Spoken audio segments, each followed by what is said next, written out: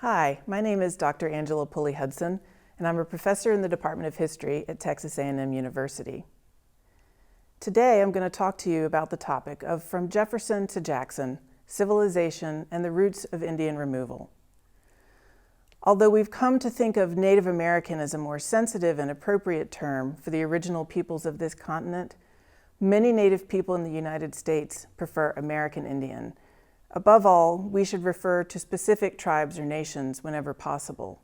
Today I'll use the general terms Native American, Native peoples, American Indian, and Indigenous peoples interchangeably. While most people have heard of the Trail of Tears, some may be familiar with the broader policy of Indian removal. The vast majority probably regard it as a blip on the national radar. A brief episode that unfolded in the 1830s was sad and pitiful, but nevertheless necessary for the United States to fulfill its manifest destiny. My goal today is to put the forced removal of Native Americans from their homelands in a broader context. The idea of removing American Indians to the West was present at the founding of the nation, informed civilizing policies that were and sometimes still are seen as charitable, and ultimately resulted in a series of Supreme Court cases that forever altered federal Indian affairs and the course of national history. Both Thomas Jefferson and Andrew Jackson, and most leaders in between, believed that Americans could and should have Indian lands, although opinions on how to accomplish this did change over time. There was a constant, however, the rhetoric of civilizing the Indians. No rationale was mobilized more frequently than that of civilization, or Native peoples' lack thereof. To understand this, we need to go back to the founding.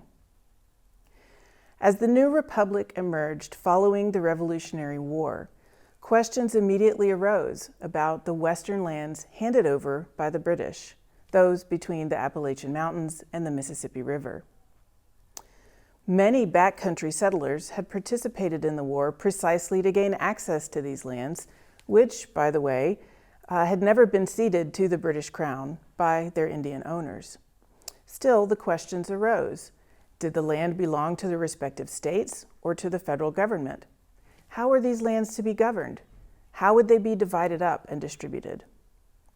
The Land Ordinance of 1785 made provision for the survey and sale of some of the western lands granted to the United States by the terms of the Treaty of Paris in 1783.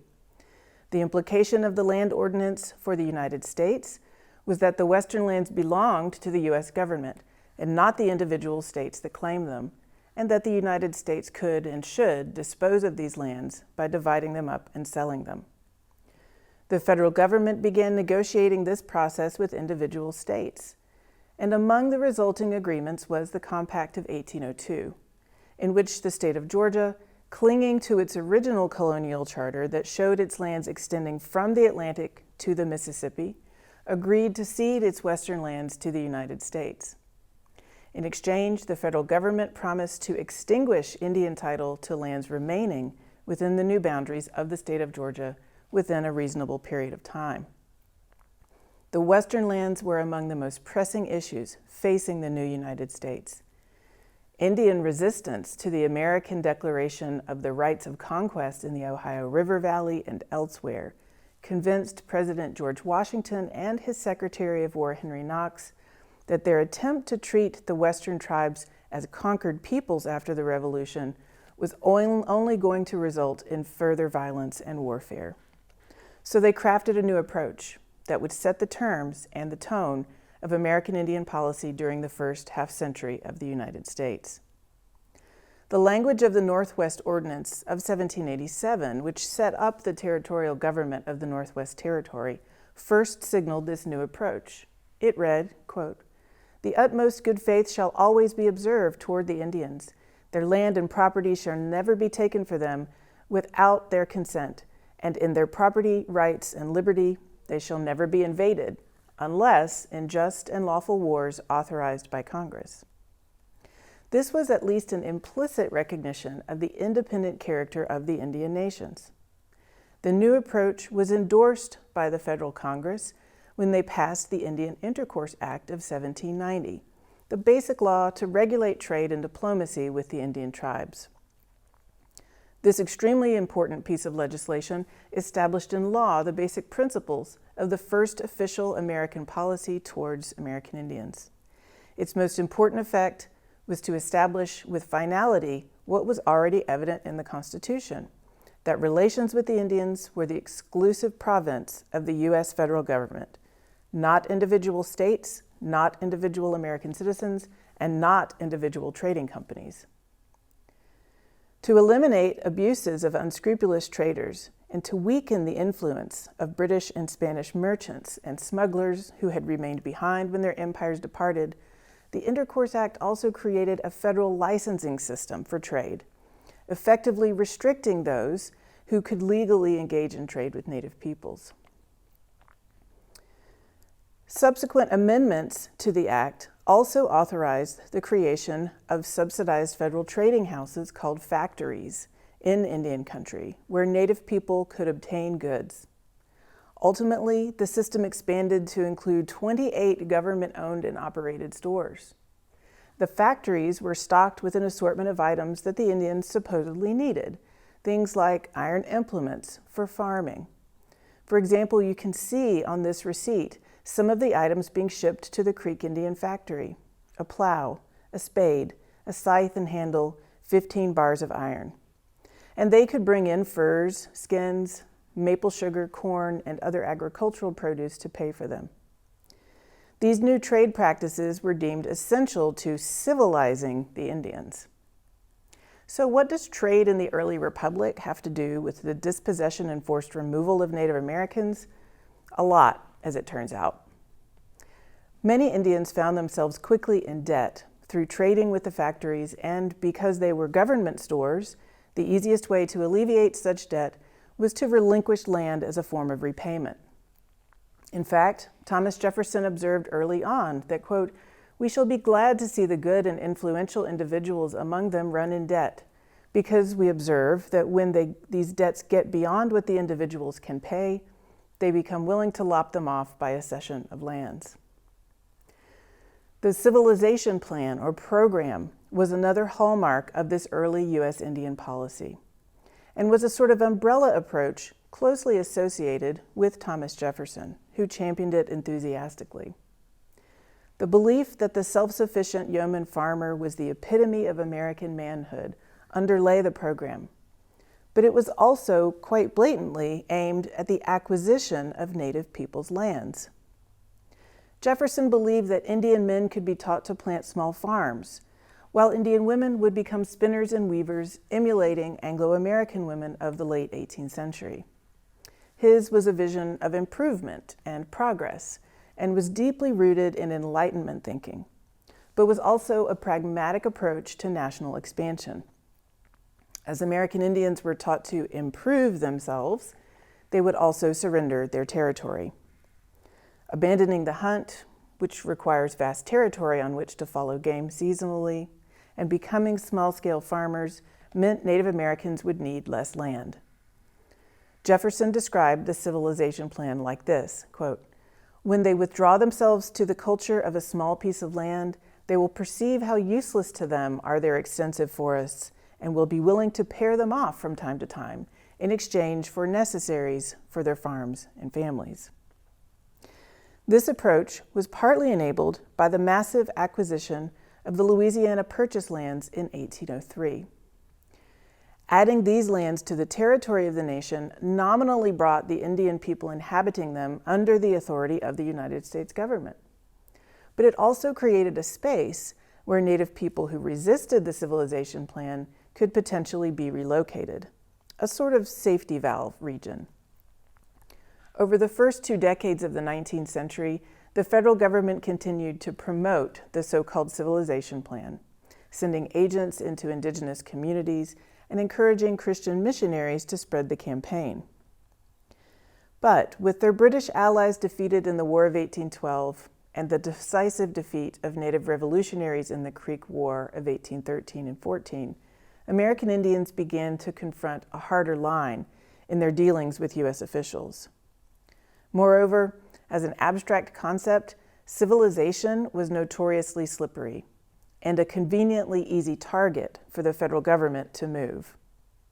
By the end of the 1820s, American Indians were no longer deemed suitable to, quote, incorporate with us as citizens of the United States, as Jefferson had once put it, but were, as Andrew Jackson's approach would make clear, obstacles to progress, a few savage hunters, he said, standing in the way of national development. Despite this hardening tone, the rhetoric of civilization was front and center. To a greater extent than perhaps any other Indian nation or tribe in North America, Cherokee leaders had taken the United States at its word and fulfilled many of the most extravagant expectations of the civilization program. During the first quarter of the 19th century, the Cherokee Nation essentially remade itself in the image of the United States. The majority of people were farmers, and some developed plantations, owning black slaves like their elite white neighbors. They built roads, established a newspaper, created a bicameral form of government, adopted written laws, and ratified a constitution, and many converted to Christianity. They heeded Secretary of War John C. Calhoun's advice when he had told them in 1819, quote, "You see that the Great Spirit has made our form of society stronger than yours, and you must submit to adopt ours if you wish to be happy. Without this, you will find you will have to immigrate or become extinct as a people."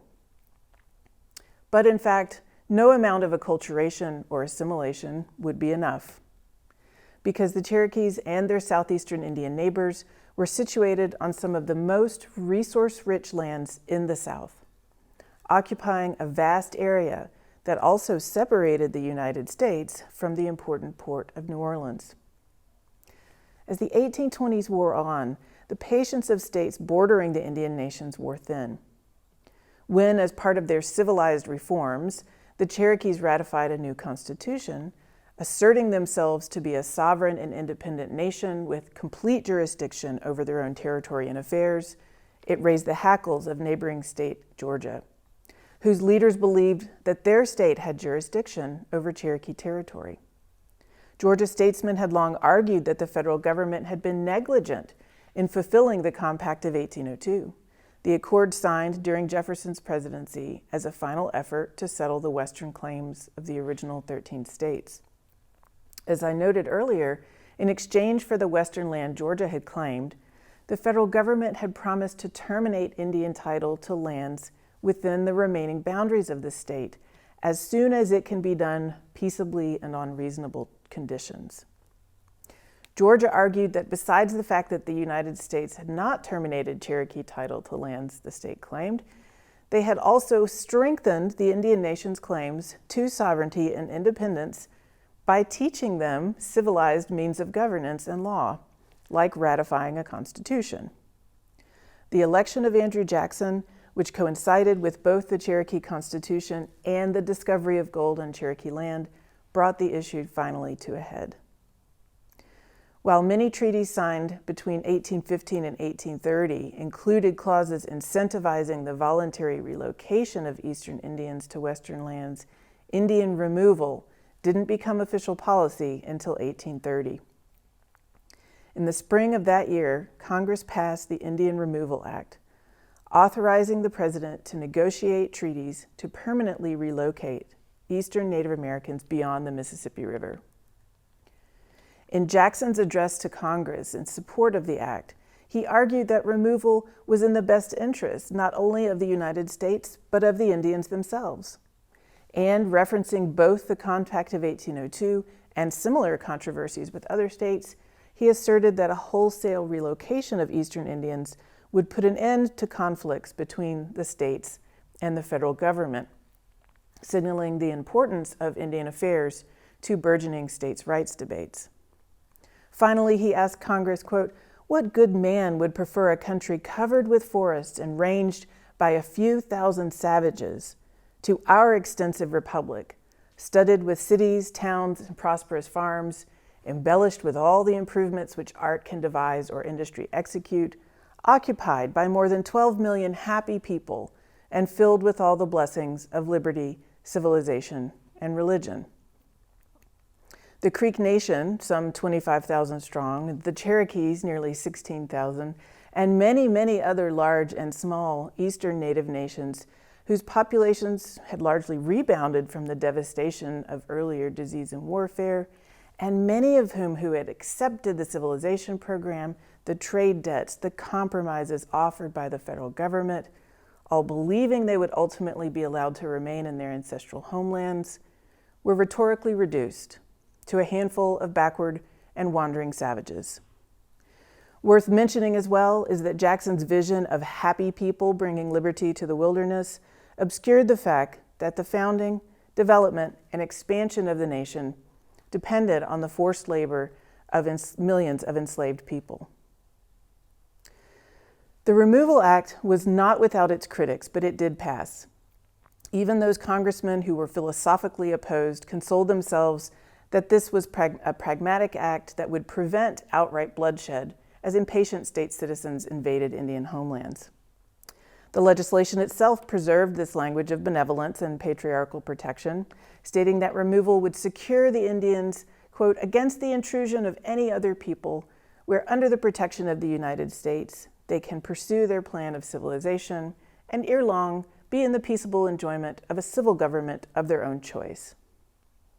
This certainly came as cold comfort to the Cherokee Nation, which had been striving to peaceably enjoy a civil government of their choosing since the early 19th century. But they weren't going without a fight.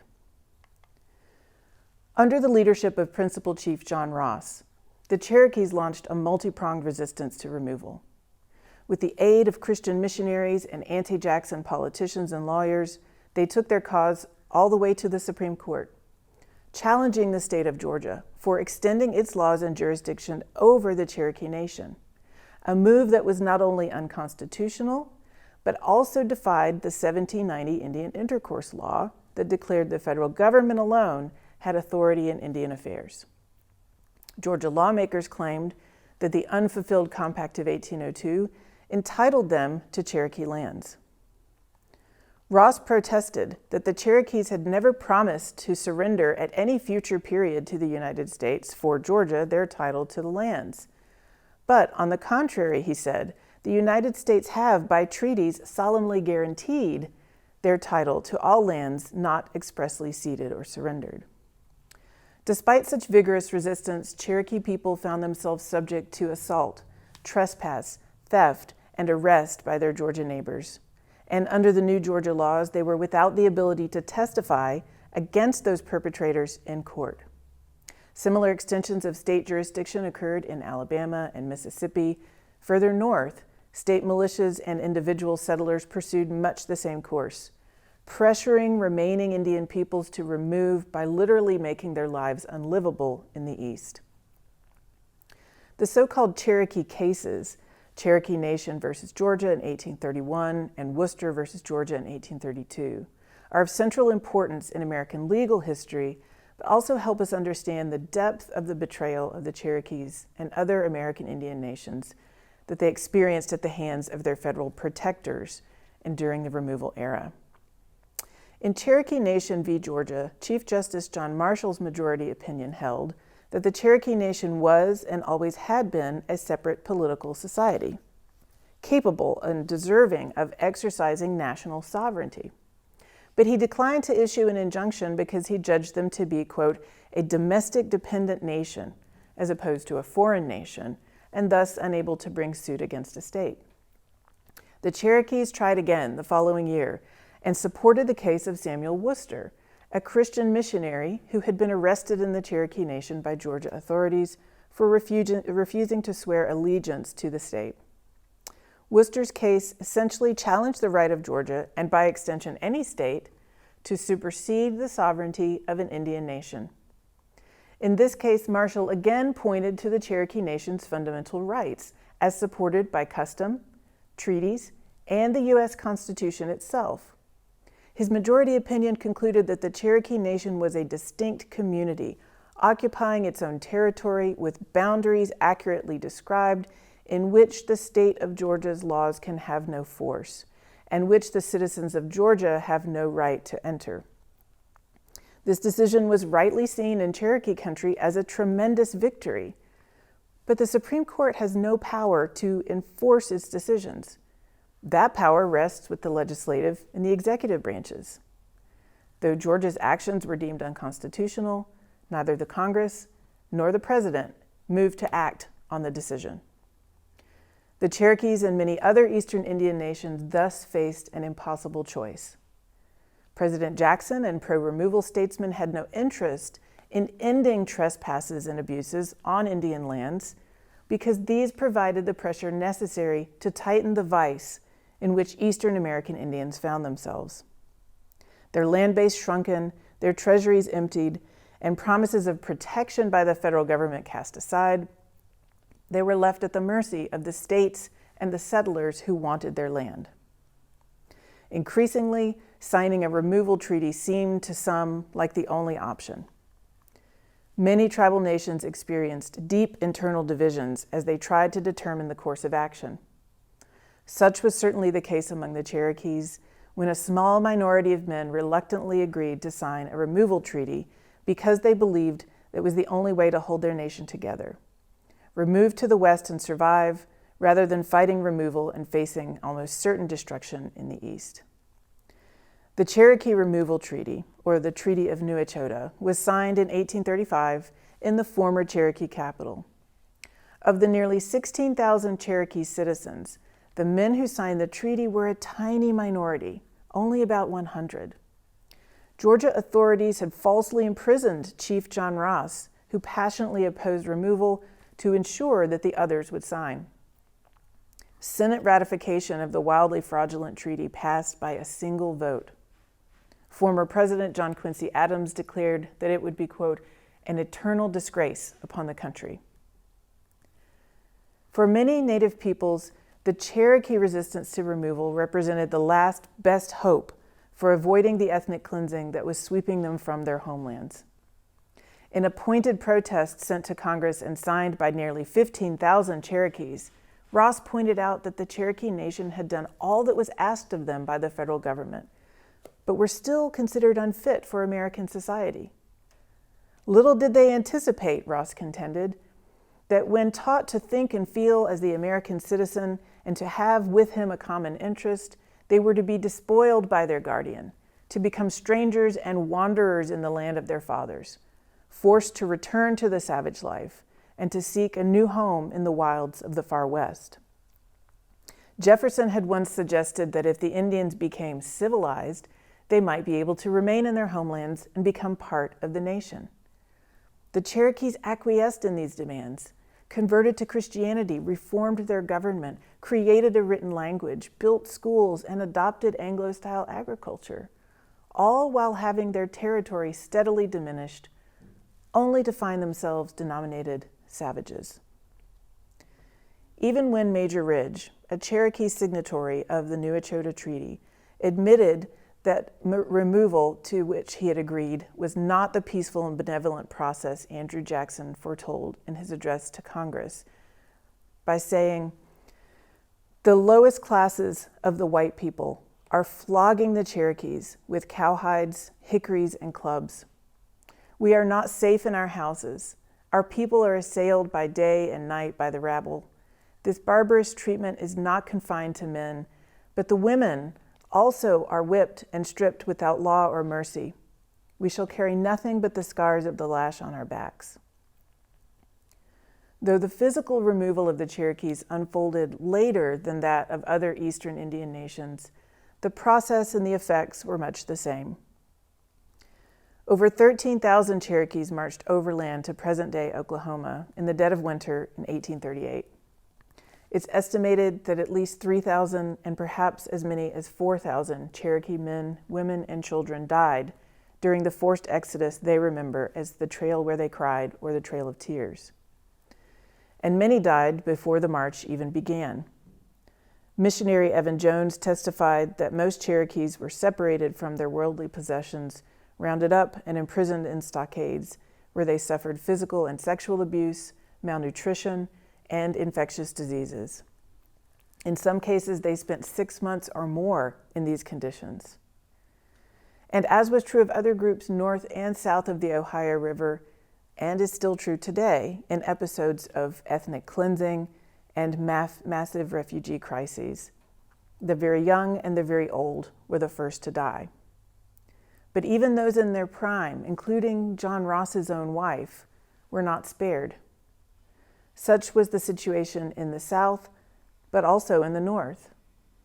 Between 1829 and 1851, the United States signed 86 treaties with 26 northern tribes between New York State and the Mississippi River.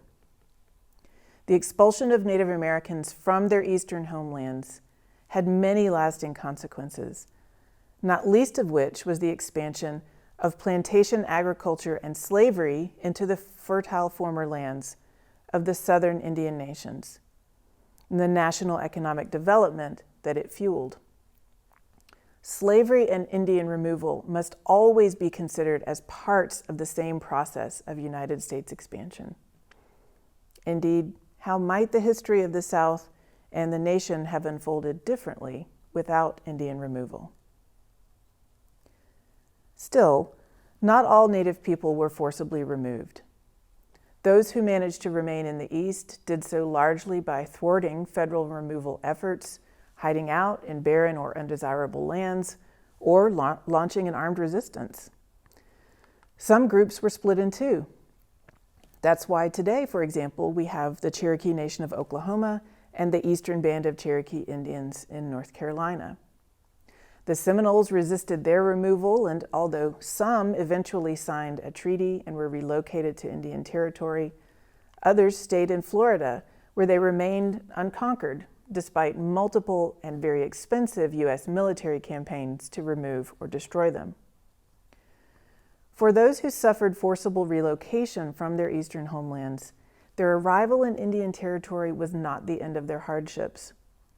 Many of the new lands were not suitable for cultivation, giving the lie to Jackson's claim that removal was designed to give them a chance to pursue the arts of cultivation in a new, more suitable locale.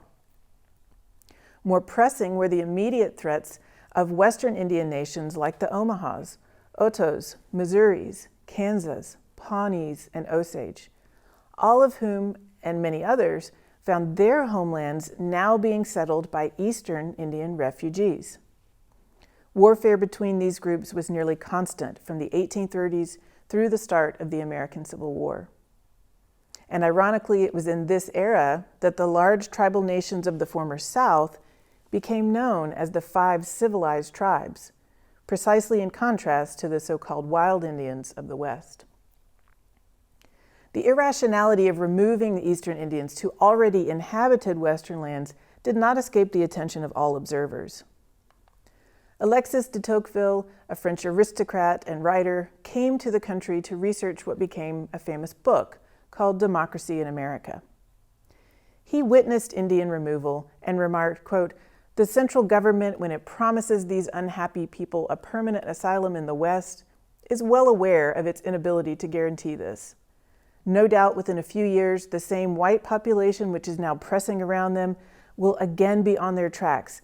Then they will suffer again from the same ills without the same remedies. And because sooner or later there will be no land left for them, their only refuge will be the grave."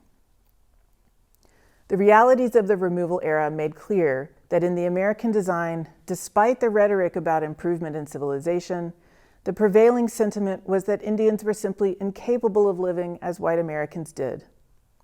Although Thomas Jefferson had admitted that the ultimate goal was to acquire Indian land, he had largely sought to effect this through driving up their debts and accepting land as repayment. And he held fast to a belief that at least some of them could become civilized, which led to further land cessions, but might also render them suitable for inclusion in the nation. By the time Andrew Jackson took office, however, the time for subtle policy games was over. Still mobilizing the logic of civilization, Jackson declared that the Indians had, quote, "neither the intelligence, the industry, the moral habits, nor the desire of improvement to live alongside white people." Ironically, it was the Eastern Indians who were forcibly displaced across the Mississippi who first carried a composite American culture into the far West. The wealthiest among them managed to bring or restore herds of livestock, and where the environment allowed, they resumed their agricultural pursuits. They built log cabins and schools like this one, first built in 1851, destroyed during the Civil War, but rebuilt again later in the century. Some introduced slavery and commercial farming. They established newspapers and representative form of governance. A generation before white Americans settled in the trans-Mississippi West in appreciable numbers, American civilization had in many ways been transplanted there by the displacement of people like the Cherokees, whose supposed lack of civilization had been used to justify their removal.